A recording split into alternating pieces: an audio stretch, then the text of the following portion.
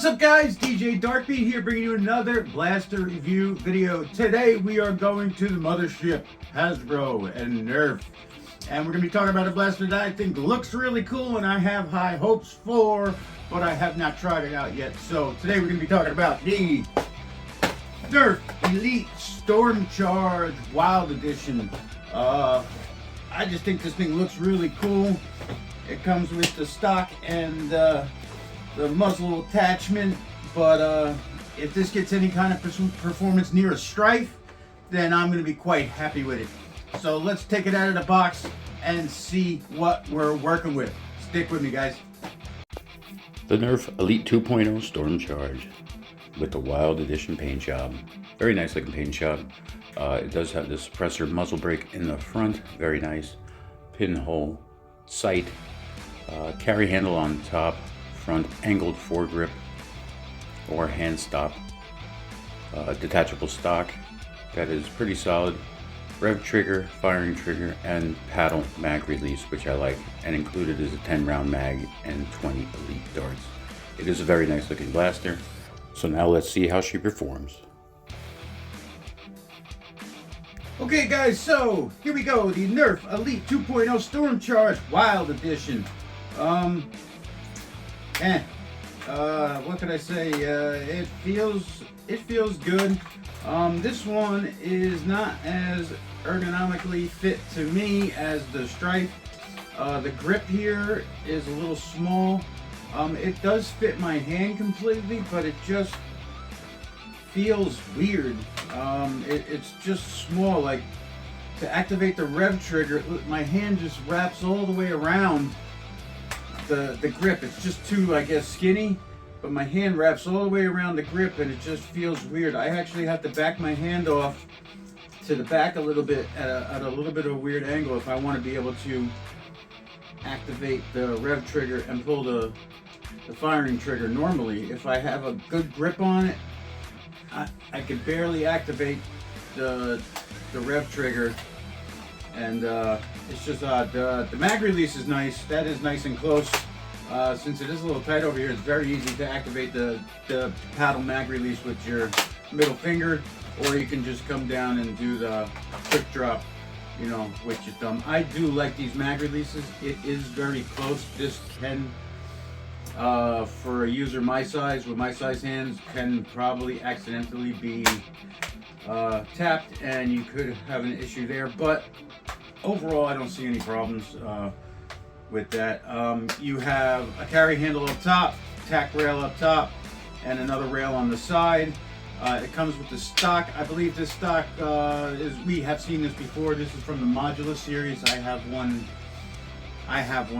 on something somewhere, but yeah, this looks like the one that was on the Modulus, that in gray, but this one is obviously the colors of this blaster. And even though it's a hollow stock, it is it's a lot more solid than you think, than it looks. This is actually one of the more solid Hasbro Nerf stocks out there.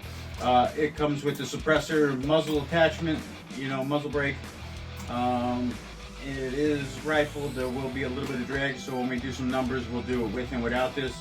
Again, this is not something new. This is just a new color scheme of the old muzzle brake that came off of one of the Modulus blasters as well. You have your jam door on the side, 10 round magazine, and it comes with 20 elite darts. And you know, usually what we do with elite darts is just throw them right in the garbage, but it kind of sucks because, you know, the elite darts, the one thing they got right, the only thing they got right, is the colors that they come out with to match most of the blasters or whatever scheme they're going for at the time. The darts are really cool. It's just a shame that they are awful.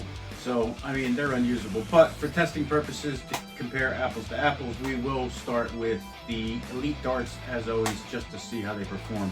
Now, I usually don't do outdoor range testing with these, but I'm going to take this one outside today because the sun is finally out here in New Jersey for the first time in like a month. So we're going to take this outside and we're going to do some 50-foot shots and see if it even reaches.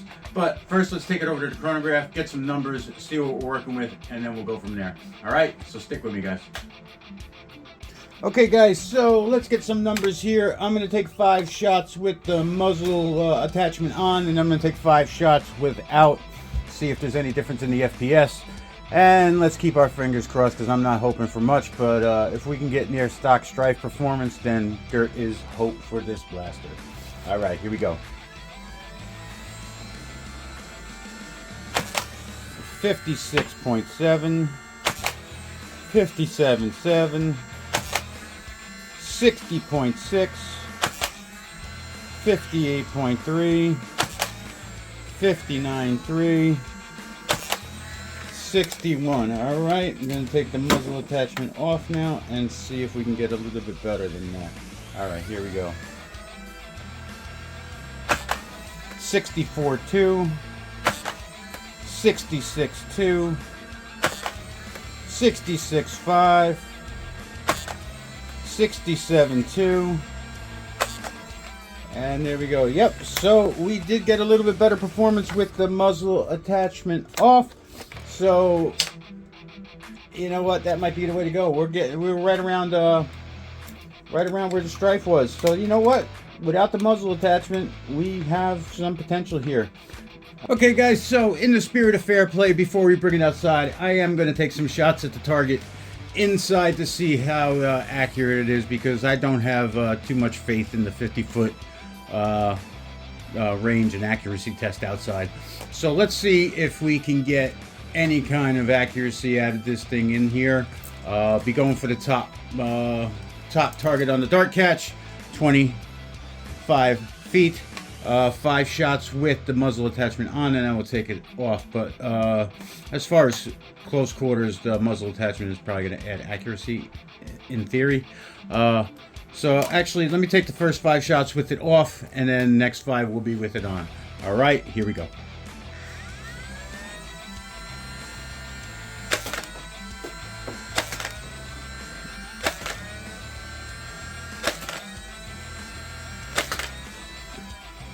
Was not aiming for that target at all, but it's more fun to see where the elite darts are gonna go, honestly. Which way are they gonna fly? All right, so muzzle attachment is on now, the suppressor looking thing, and same dig. Let's go.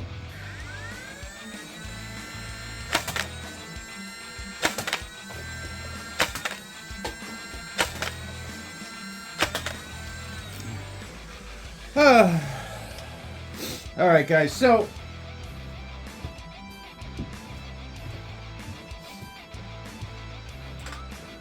yeah, what could I say? Accuracy, it is what it is. It's elite darts. I'm not even gonna bother switching to the other darts, we know, but let's take it outside. I'm gonna switch to some different darts outside and see if we get any kind of more consistent flight path of the dart. We know what the elite darts are at this point. They're crap. So we know that. They look cool, but I can't say what they really are on this channel because I'm trying to keep it G-rated. Alright, so let's take it outside now, get some range footage, and we'll go from there. Stick with me, guys. Okay guys, so we are about 50 feet away, and it's a little bit windy out here. I'm going to take 5 shots with the muzzle attachment on and then 5 without. So just bear with me, this breeze is blowing a little bit. So let's see if we can even reach.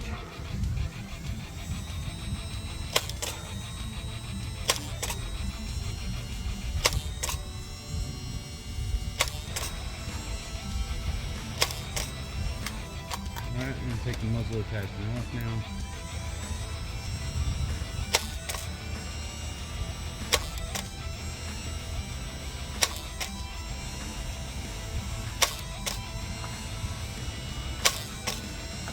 Angles a little bit.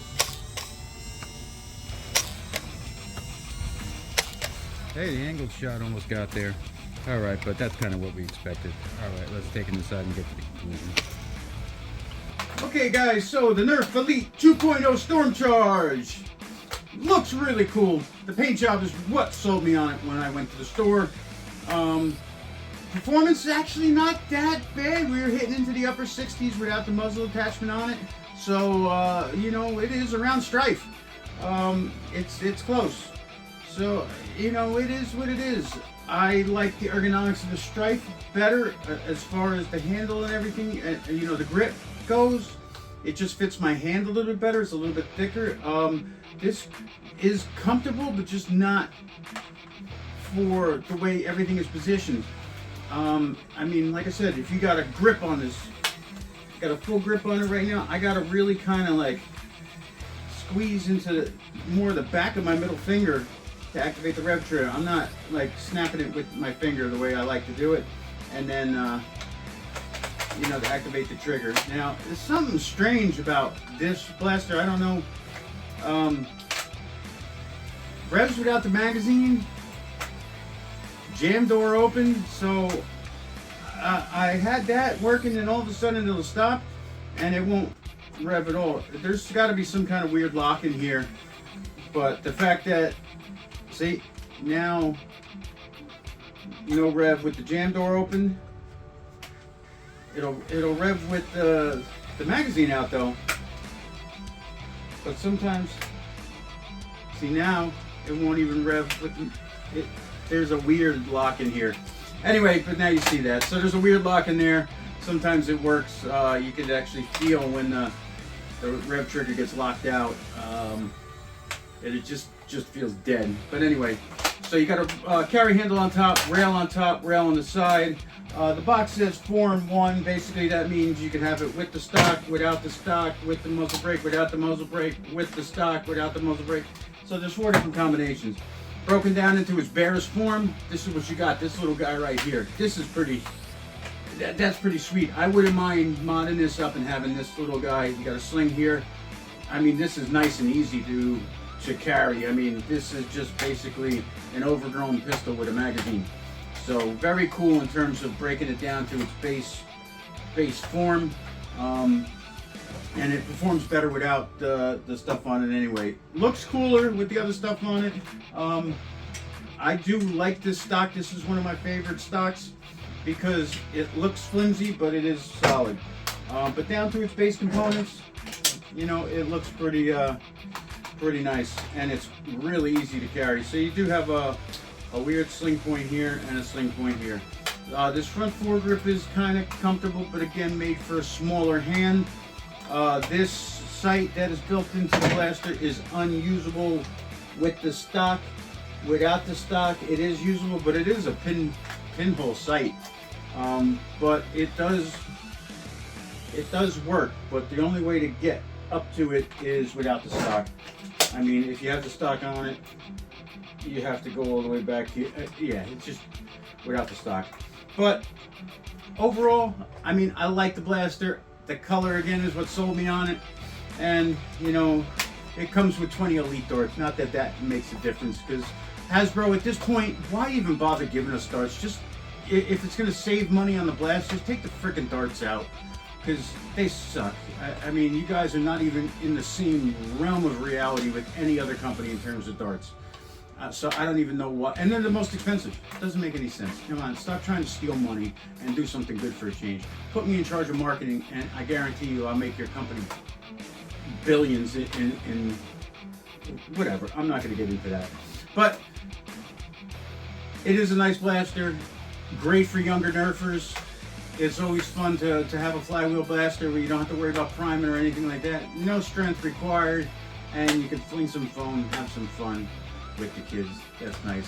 As far as mods go, yeah, I'm probably going to dive into it. I haven't opened her up yet. Like I said, I want to see if the internals are similar to the Stryfe, the same as the Stryfe, or different. But we'll open it up, see what we got, and go from there. But I thank you guys for watching. Don't forget to like and subscribe, and I will see you in the next video. Take care, guys.